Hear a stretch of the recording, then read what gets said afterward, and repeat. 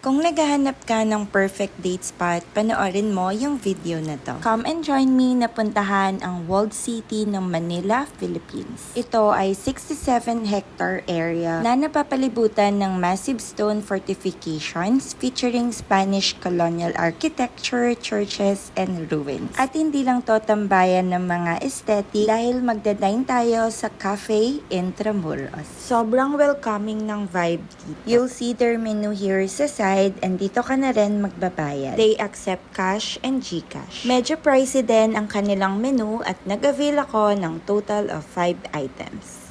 I ordered matcha latte as a matcha girly, the normal order caramel macchiato, isang pasta, isang rice meal at isang blueberry cheesecake. Their pork sisig is good. Gumamit sila ng authentic pork tenga at crispy chicharon. Flavorful, balanced sweetness, sourness, and saltiness. Sadly, walang laman pero goods ang serving. Next is their chicken alfredo. Saktong-sakto ang pagka-creamy, saktong amount ng parmesan cheese and bacon bits, al dente ang pasta and served hot. At kung may babalikan ako, ito talaga yon. As you can see sa tagging, it's matcha milk. So ito yung matcha na more on milk side. Balance din ang sweetness, kaya masarap. I love their caramel macchiato dahil may iba siyang atake. Strong ang coffee, pero hindi rin ganun katamis. Medyo na-overpower niya lang yung milk. And for our last item ay ang pastry. As a fan of blueberry cheesecake, medyo na-disappoint ako dito.